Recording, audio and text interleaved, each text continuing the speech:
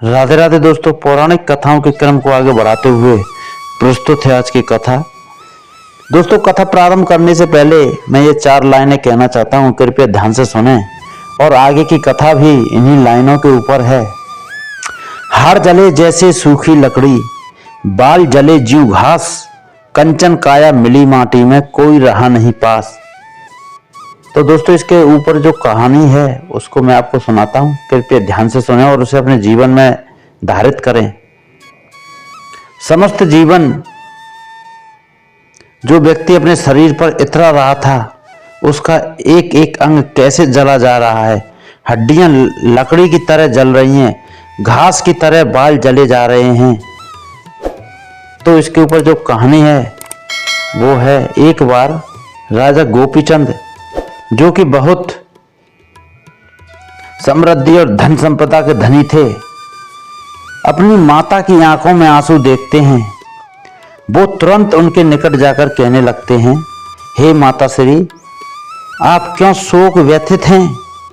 किसी ने आपसे कुछ कहा और आपको बुरा लगा तो मुझे कहें, मैं उसकी जिब्बा कटवा देता हूं। किसी ने आपकी तरफ कुदृष्टि की हो तो मैं उसकी दोनों आंखें निकलवा दूं। पर आप इस तरह आंसू ना बहाइए। आप मुझे कहें कि आपकी इस स्थिति का क्या कारण है। तब उस समय गोपीचंद की माता जी जो उत्तर देती हैं, वो आज हम सबके लिए विचारणीय और अनुसरणीय है। वो कहती हैं अपने पुत्र से, हे गोपीचंद, मेरे शोक का कारण केवल एक ही है। एक समय था जब तुम्हारे पिता इस राज्य के राजा थे। उनका प्रताप सारे देश में सर्वव्यापी था, और जिस तरह से आज तुम्हारी कंचन वर्णीय काया है, उसी तरह तुम्हारे पिताजी की भी कंचन वर्णीय काया हुआ करती थी। मगर वो सब जलकर एक दिन राख हो गया। तो मैं इसी कारण दुखी हूँ कि एक दिन तुम्हारी ये सुंदर काया, जिसे तुम इस संसार के भोगों में निरंतर रूप से संलिप्त रखते हो, वो भी जलकर राख हो जाएगी और मिट्टी में मिल जाएगी। बस यही मेरे दुख का कारण है।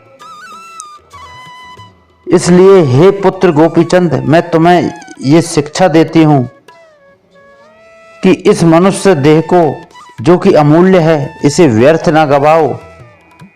इसे संतों और भगवान की सेवा में लगाओ और आत्मा परमात्मा के ज्ञान की साधना में लगाओ। यह सुन राजा गोपीचंद को मानो एक धक्का सा लगा, परंतु उन्हें अपनी माता के वचनों का भी आभास हुआ। वो अपना सारा राजपाट अपने छोटे भाई को सौंपकर वन साधना के लिए निकल पड़े। ये कथा थी। ये कथा भारतवर्ष की उन उच्च नारियों की है जो जन्म से अपनी संतानों को सत्य और असत्य के भेद के बारे में बताकर उन्हें सही दिशा में लाती हैं।